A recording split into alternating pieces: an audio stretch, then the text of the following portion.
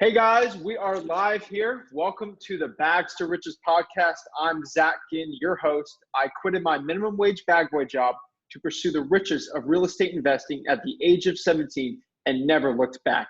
I'm here to educate and inform entrepreneurs, young and old, how to become complete real estate investors by talking to the best and most influential minds in real estate. I'm joined today by our guest, Steve Trang. Steve is a serial real estate entrepreneur, speaker, coach, creator of the Offer Fast Home app, the MLS for off-market wholesale properties, host of the Real Estate Disruptors podcast, one of the largest and fastest growing real estate investment podcasts in America. And most importantly, he is a father and a husband from Phoenix, Arizona. He is on a mission to make 100 millionaires in real estate, and he's already on his way there. Pumped to have you on today, Steve. Thank you for having me. I appreciate it. All right. So let's start with the cliche thing. How did you get started from your engineering education and background to real estate? Well, like a lot of other guys in this space, I read Rich Dad Poor Dad, and we knew that we could not create wealth working a job, right? You want to get out of the rat race. And so we were buying rental properties. And it was 2007, so it was actually a really bad time to buy rental properties. And thankfully, a lot of our loans got declined.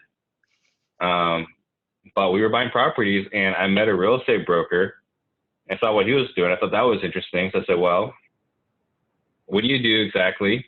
Because I just talked to people. I said, okay. And you make what? He's like, I make 6 figures a year. I said, okay, I can do that.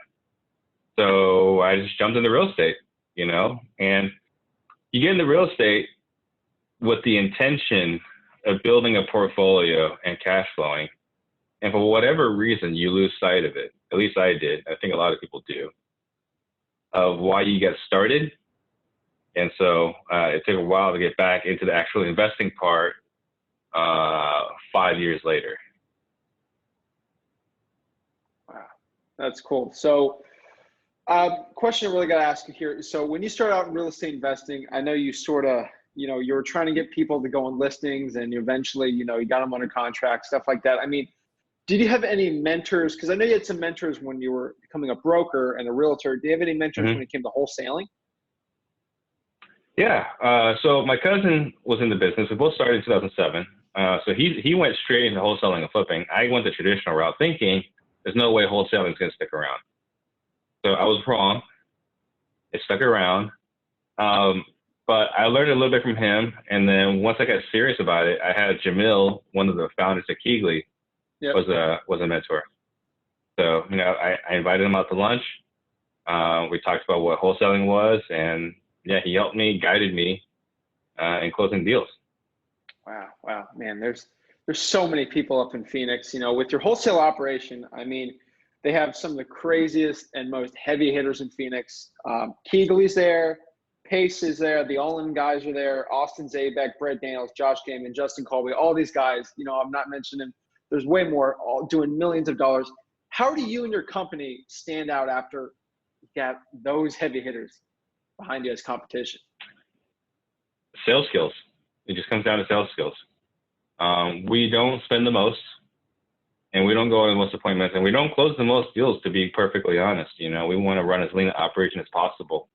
Mm-hmm. But, I would put our guys against anybody's in the living room, except against Pace. We won't put them against Pace. But besides Pace, we'll put our guys against anybody in the living room. Wow. Yeah, I'm excited. I got Pace on. He's coming on next week. So I'd like to talk to him. Yeah. But I'm getting the whole Phoenix circuit over here just talking to them. But so you were in a very lean operation. I know from watching you and your podcast growing, I didn't really know who you were too much. And then I listened to some of the podcasts you go and talking to people, and I found out you're a very good negotiator, and especially when it comes to acquisition skills. And I thought to myself, I know you didn't learn this in engineering school. Where did you learn to become such a good negotiator? There's two places, right? There's the first book, Never Split the Difference, which I think is the foundation for a lot of people. And then there's the Sandler Sales Systems. And I've been going, semi-religiously for the last 2 years, close to 2 years, about a year and a half. Yeah, a little bit more than a year and a half. But I've been going once, twice, sometimes 3 times a week. and just getting, inundated in it, drowning in it, live and breathe sales, because that's our competitive advantage. We gotta maximize it for everything we got. Definitely. So I heard a little bit about your whole negotiating your acquisition side of the wholesale business. Obviously, you run one of the biggest real estate brokerages out there. But so can you break down how you teach your acquisitions guys to get the best possible conversion rates? So I would say a big piece of that is we got my business partner Max, who's in those training rooms with me, and they're in the trainings, they hear the trainings, but the big thing is when they have a problem and we dissect it. So, the more problems we have, the more we can fix. And also when we're cold calling, when I'm in the office, I'm not in the office as much as I can be, but when I'm in the office, I can hear it, I can listen to it, and I can give spot corrections. We can give tone checks, your tonality's off, or don't use this word. Like the other day, someone used the word decision, and I winced. It's like, don't ever use the word decision on a call. It's not a decision, right? So selection, just little nuances here and there. But when they're in the room, and either myself or Max is around, we can improve and fix these habits that kind of creep in and come back into the vernacular. Definitely. I mean, one thing I found with my acquisitions people is I've seen sellers cringe at the word contract. And I've stopped all my acquisitions people from saying that. We use paperwork now, and we found a really good conversion with that over the phone. So little nuance like that, it just gives us the edge. I mean, we're actually in South Florida, one of the craziest, most competitive markets out there, and we do a very lean operation. We're very good with our marketing. Rick's actually a master marketer, so that's the way that we've been doing it. But definitely, I mean, that's amazing. I think I saw somewhere on your Instagram today or yesterday, you had a 20-year-old acquisition person on there. You're starting them young. He just started with us this week. Man. Yeah. Getting those young people on there is amazing. But I mean, so you have obviously one of the top realtor brokerages out there, Stunning Homes. It's had a 1% market share almost in Phoenix, which is mind-blowing to me. And the most mind-blowing thing I heard about that was it took you a very long time to actually be profitable in it. Is that the same pace as what happened with your wholesale operation too? No, not even close. Wholesaling, right? You're dealing with fat margins, super high margins. In a brokerage, you're running with super low margins. There's this thing as evolution. When you make the most money with a realtor when they're brand new, because you can get a larger percentage of the transaction because you're training them, right? There's a fair trade. Well, I won't say a fair trade, but there's a trade value for money. But as they get better, they don't need you as much. And if they don't need you as much, what happens is the splits go down. And it gets to a point where it's like there's no point in even doing this. And that's what happens as your realtors become more and more successful, which is just the nature of the business, especially in Phoenix. I believe we're the first 100% company or 100% brokerage started in Phoenix, realty executives. And so we like to lead the industry in making sure the broker is not profitable. And, you feel it as a broker. Definitely. The only reason why I'm saying that, big wholesaler right here, I'm actually working so my parents, they own a huge real estate brokerage also. It's not nearly as profitable as the wholesaling operation, but I'm always interested to see how you guys are doing it. We have very low commission rates, just like you're doing, but I'm into it halfway. We only use them for the wholesale, which really sucks. And then you also own a title agency, which is it seems very fun. Yep. So does owning the title company give you an advantage if you do wholesales, just closing it quicker? Yeah. I mean, you get VIP service, right? Yeah. But all in all, right, we have a separate title officer, and typically she gets a 24-hour turnaround. So she's good no matter who's using it, who's using that title company. But for sure, when I make a phone call, it gets done. Not a lot of waiting. Wow, that's great. I mean, we got a really good title company. But I don't make a lot of phone calls. Every once in a while I call in. For the most part, it goes pretty smoothly. Yeah, I mean, I know you don't make a lot of phone calls. I mean, you haven't stepped away from the role, but you've really pushed it to other people to do it. I mean, I feel like, you just the way you speak about your business, it seems like it's the same thing as the book Traction, the EOS. I mean, did those books have a big influence on the way that you run your business? 100%. We run everything the Traction model. And before the Traction model, right, there was the book, The Millionaire Real Estate Agent, which, by Gary Keller, the guy that owns Keller Williams. I've been coach. So in Gary Keller's book, he's talking about the seventh level. And the seventh level is you're not doing anything except just managing, right? Like you just have a business that works for you. And Traction definitely helps. Coaching definitely helped. But, in reading Traction or in reading The Millionaire Real Estate Agent, it gave you a blueprint. It wasn't perfect, right? It's not a one size fits all, but it gives you an idea of what is possible. And through continual self-development, continual coaching, eventually we found a way to be less involved. Definitely. I mean, when I started this podcast, I started talking to some lower level people who were making six figures and some 7-figure guys.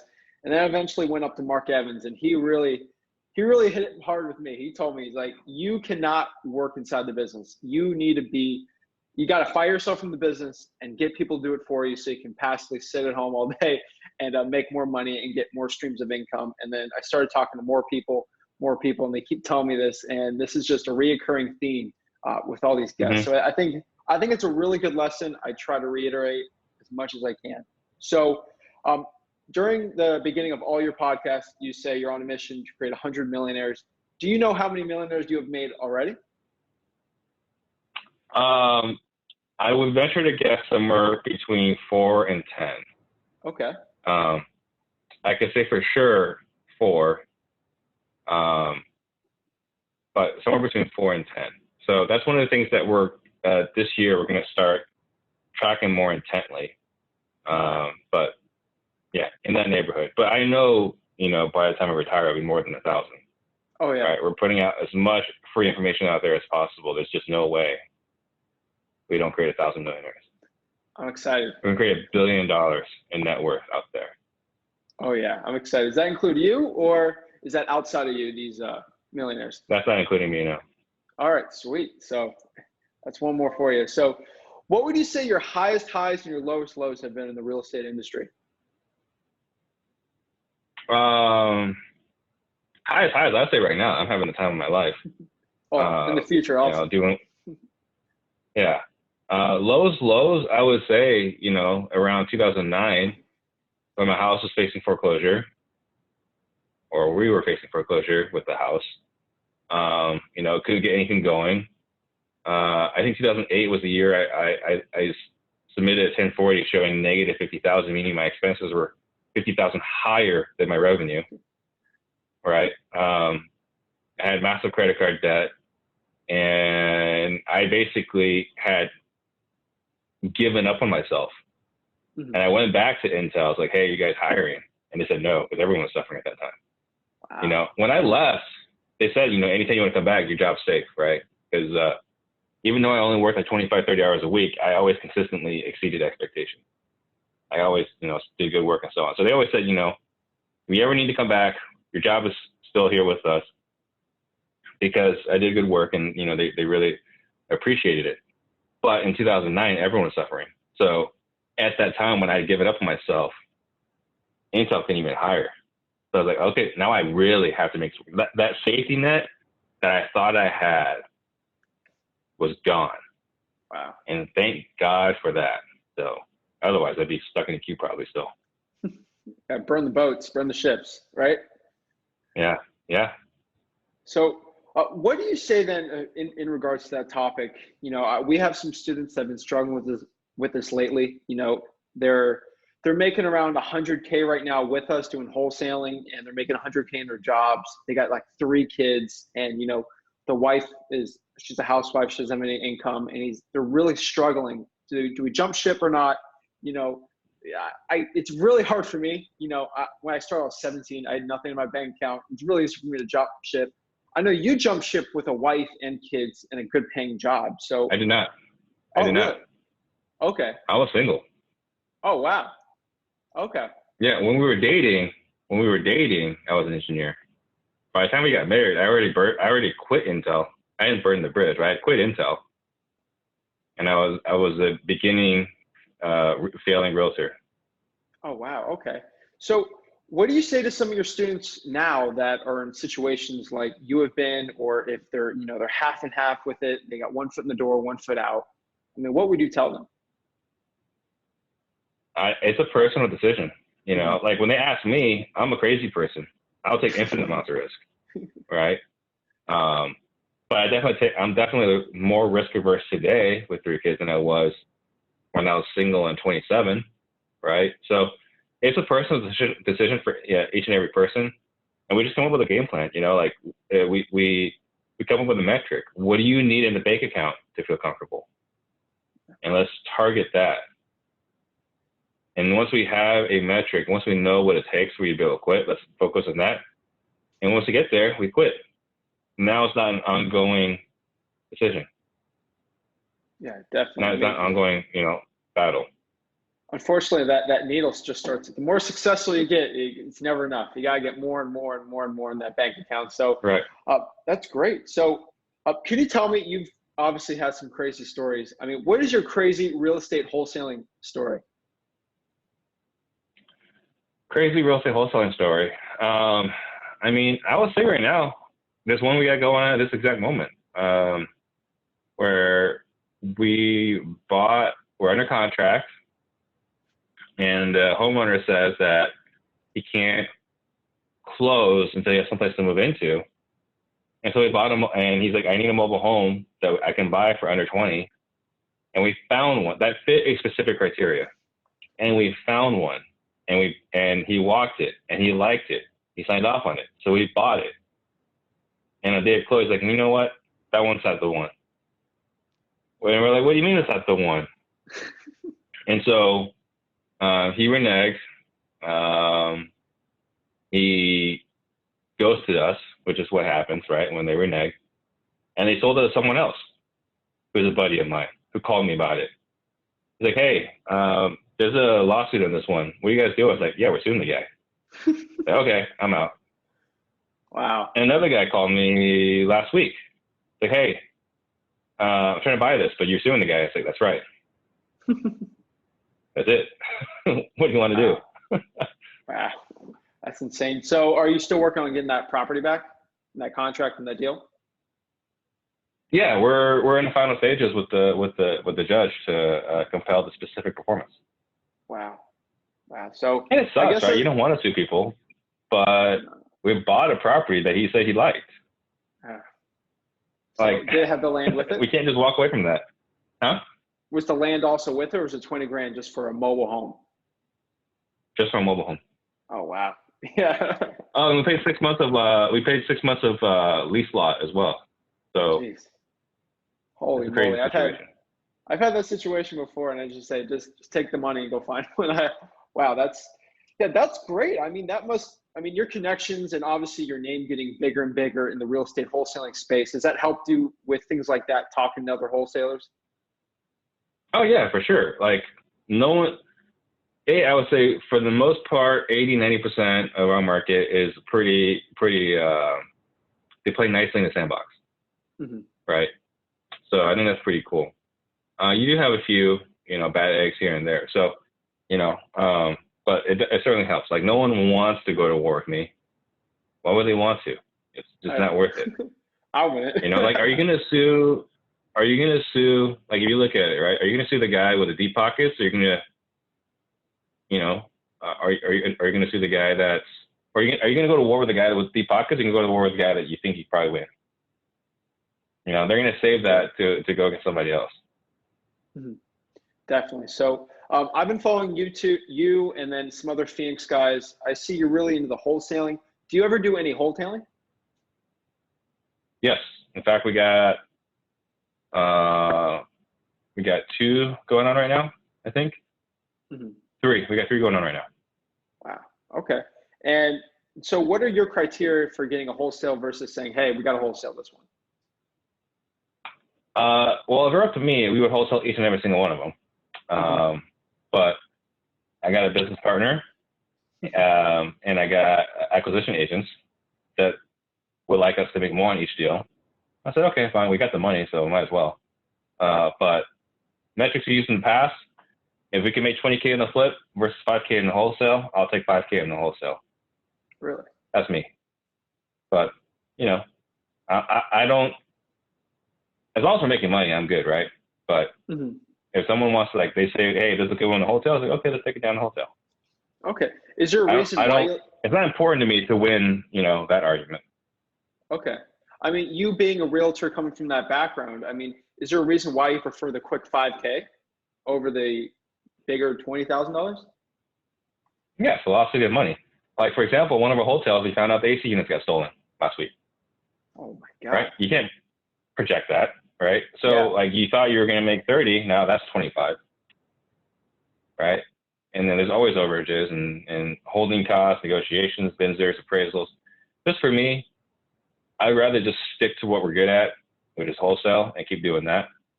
But if the guys want to make more per deal, I'm not going to.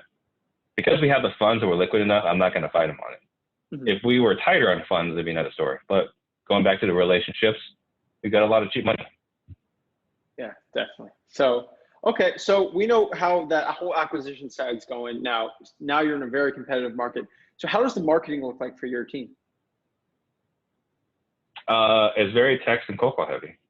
We're doing the same thing as everybody else. We're pulling lists, we're skip tracing it, pulling lists from the same company, skip tracing with the same company, texting with the same companies. So we're doing the same thing as everybody else. This is why it goes back to the sales component being so critical. Okay. How we can book more appointments, fighting for the same list, winning more appointments, going into the same appointments. Definitely, definitely. So I know you're really big on conditioning the seller and saying certain keywords of just making sure that it's going to be you and not someone else. For example, this is something I've done. I've been doing this for about a year now, and I didn't even know anyone else was doing this. I was always saying, I'm not going there until you're ready to make a decision. Well, actually, I do say decision. And I found out I was hearing with Trevor, the Caracast guy. I don't know why I'm blanking. He's actually going on the podcast soon too. And I heard you talk about that too. And I was like, wow, I didn't know anyone else was doing that. And when did you find out that was one of the biggest keys to actually helping people with the maybes or the, I don't know, going on appointments? It's the same trainings that we've been going on, right? Like, oh, wow. I came here to buy a house, right? I came here to buy a house. They never do sell. That's okay. I'm not coming. Like, what's the point of coming if I'm not going to be buying a house today? Jeez, okay. So what would you say your core values for your company are? So for most of my entities, it's growth, impact, value, excellence, and service. Okay. Right. Specifically for Max Cash Offers, our wholesaling company, it's growth, innovation, integrity, teamwork, and service. Okay. And so innovation and service. So what have you been doing in innovation-wise that's really helped you out in the wholesaling operation? We're always looking to find what's working, what's happening, what little nuances we can have, So a couple of deals we're working on, it's a joint tenancy situation where we're buying out half of the property. So that's the innovation. And it's not innovative like we're finding new technology, innovative in that we're looking for little, advantages here and there. So on this property that we bought 3/4 of a house for $21,000, that's worth like $140,000. So now we're in negotiation with the last guy for the last quarter. But we bought it from his other 3 siblings for $21,000 total. So that's a cool deal, right? And that's innovation. That's finding little tips and tricks here that other people are doing. Okay. And so you say you run a very lean operation. Obviously, that means your acquisitions people have to be as effective and the best conversion rates possible. So how many acquisitions people do you have?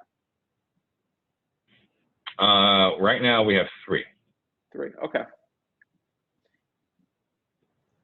And so how do you find the right acquisitions person? If you can only get 3, how do you hire the right one? It's got to be a culture fit. That's super critical. That's a non-negotiable. We're finding them through social media and our meetups, right? We host a REIA once a month. Mm-hmm. So social media posts, REIA certainly helps having a podcast. And that's pretty much it. That's how we find them. As far as making sure they're good, that's the culture piece. Okay. And we're not afraid to let people go. Like, we're here to have fun. We're also here to make money. Definitely. Okay, so speak on your podcast. Who would you say your dream podcast guests are, if you can make a list that you didn't have on before? Donald Trump.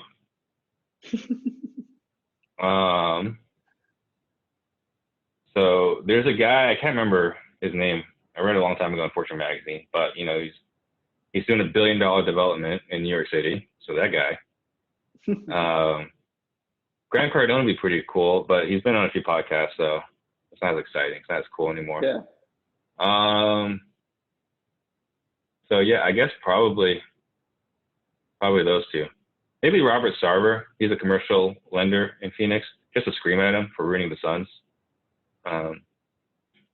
That's cool. But that's about it. Yeah, that's cool. Yeah, I thought about the same thing before I started this podcast. I thought about it. Fortunately, this actually happened yesterday. So I had this one dude in my head. I can tell you off air because I'd love to announce these guests. I thought, I'm like, if I get this guy, I've made it. And then he actually texted me, like, let's go this date. I'm like, whoa. Now I got to revamp my whole, guest list here. So I always ask everyone who has a podcast that. It's a very fun, interesting question. So you're very successful. You run multiple businesses. You have a wife and kids. I mean, what gets you jazzed up, pumped up to get up in the morning, get out of bed, and do what you do? Just know that I'm capable of doing more. Mm-hmm. There's no metrics anymore. Well, the 100 millionaires is good, but I already know it's going to happen. So it's not the goal anymore because I already know it's going to happen. If that sounds, that might sound crazy, but I'm so confident it's going to happen. It's no longer like the metric. So I just know that I've got this innate drive where I got insatiable appetite. Most entrepreneurs, enough is never enough, and I'm in that same category. Someone asked me when I would feel comfortable quitting. Like, when can you say, okay, I'm done? And I told her $1 billion. And she looked at me like I'm crazy. But I told her that's what I'm going to need if I'm going to buy the Cardinals. Like, I think if I did that, I would say I made it. But that's about it. I know there's someone out there that's doing more than me. There's a couple guys that I'm chasing, and so right now that's what drives me. But I know that once I pass them, there's gonna be some other marks, Mm-hmm. some other people.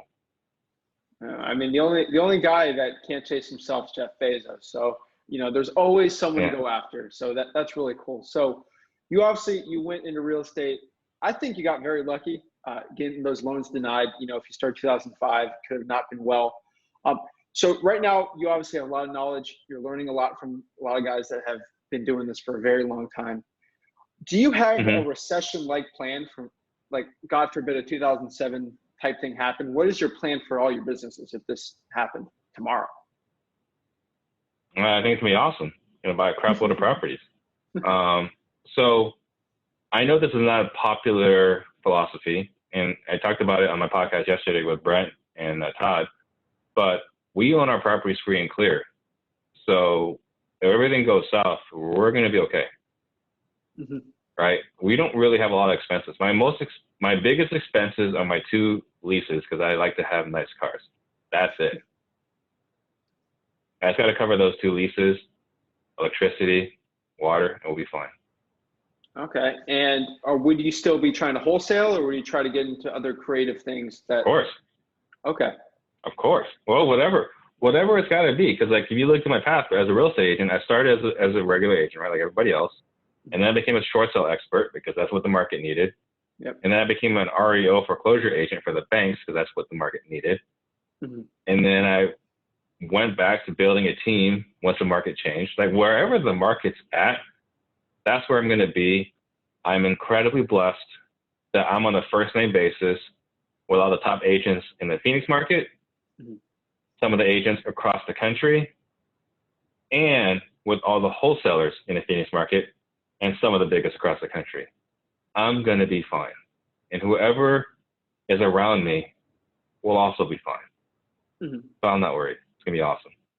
That's great. So, you know, in the future, I know you have all these great aspirations and goals. You know, you want to make 100 millionaires, eventually 1,000, 10,000, hopefully 1,000,000. You know, I mean, what kind of legacy do you want to, you know, provide for your kids and your students when you're an old man, 90, 95 years old, and you want to look back and you'd be happy? What legacy do you want to give out? I want to be able to play with my grandkids and teach them the same thing I'm teaching my current kids, right? Like my kids right now are learning sales skills. They're doing the negative spinning, right? They're taking it away. They're using all the tricks that I use now, right? At a seller appointment, my kids are doing that now to teachers, right? Like I'm teaching them. They're going to survive. I feel bad for whoever they marry because that guy's going to be screwed. 7, 8, and 3. Ooh. 3-year-old doesn't know anything, but the 7 and 8-year-olds are using the sales skills, right? So I want to be able to do the same thing for my grandkids. So for me, that's being able to play with them, you know, not being hobbled. So being physically, mentally present, be able to help and support. That's what I have. And then, you know, I hope, you know, I could be up there, not with Jim Rohn, because that guy's legendary.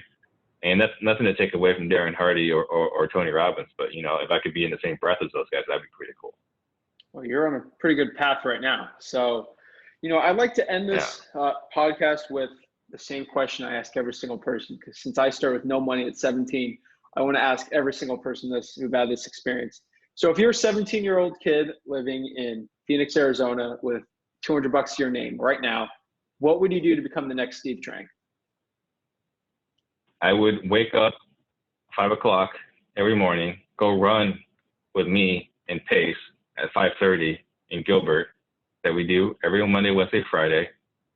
And I would just find a way to add value, work their lists, cold call for them. I would go work for somebody for sure, learn the ins and outs of the business for sure. I think that's the biggest thing. I think a lot of people maybe can't imagine having a boss, but you know, before you can lead, you have to follow. And so I would find someone that's successful that I can learn from, someone that I admire and want to have what they have, right? Like if you want to have a nice watches, you know, nice cars, go hang out with those guys. If you want to have someone, you know, the people that are in my coaching program, they've said to me the reason why they're attracted to my coaching program is because they see that I spend time with my kids, right? They see that I take them to lessons and so on. So they appreciate the life that I have, so they're attracted to my program. So find someone that resonates with you. There's no shortage of experts out there. There's too many experts out there. So you just gotta find the ones that resonate with you and follow them. Mm-hmm. Yeah, I mean, another reason why I think a lot of people resonate with you is people are starting to get really numb to this. You know, I'm making $2 million. I'm wearing all these fancy stuff. I'm driving around in a Ferrari, and the business looks okay. Don't look at the numbers. Look at the car. Look at the car. You know, with you, you're different. You're like, look at my business. Look at my business. Don't look at anything else. I think that's a reason why everyone resonates with you. You know, you're very flashy with the business because it's making money. 1% market share is mind blowing to me in Phoenix. I don't know any like brokers that was built from the ground up doing that. I think that's a reason why everyone resonates with you and your students. So, I mean, everyone hears about real estate disruptors. What is Disruptors Solutions? Disruptor Solutions is our coaching program. Okay. So that's where we have our events, our workshops, our weekly coaching program. That's what that is. Mm-hmm. So it's one of our many businesses. But the one I'm most excited because I get to lift people up, people that whether they've never done a deal before or they're doing 2 deals a month. I can't say it's not exciting, right? To take something from 2 a month to 5 a month. That is exciting. But I'm not changing their lives. I'm just improving it. But the guy that's never done a deal and get him to 2 or 3 deals a month, I'm changing his legacy. That's really exciting. Wow. That's exciting. So, how can people get a hold of you? I think that's a great note to end it. How can people get a hold of you? Obviously, you have an amazing podcast, but what if someone wants to, try to understand you, have you as a mentor? They don't like the flashiness. They live in Arizona. I mean, how can people get a hold of you? The best way is Instagram, at steve.trang, Trang. That's the best way. I'm most responsive there. I can't say I'm perfect, but eventually I get back to people. It might take 3 days, but I will get back to you. So that's the best way to get hold of me. Wow. So check you out there. Check Real Estate Disruptors. Obviously all your links are going to be below you right there. And do you have any parting thoughts or words before we wrap this up? Well, I noticed the American flag behind you. And I'll say the same thing I said before, is that there's never been a better time to be alive, and there's never been a better country to live in. And so take advantage of it, because the worst thing you can do is to squander the opportunity that's been placed before you. There's just no reason to waste it. Take advantage of it. Wow. That's amazing. Steve Trang, it's a pleasure having you on. Hopefully next time you come on, you can say that you helped 10,000 people become millionaires. So I really appreciate it. Guys, if you want to check him out, please check his links. Check us out, flipwithrick.com. Also, again, I'll see you guys in 2 weeks. Thank you.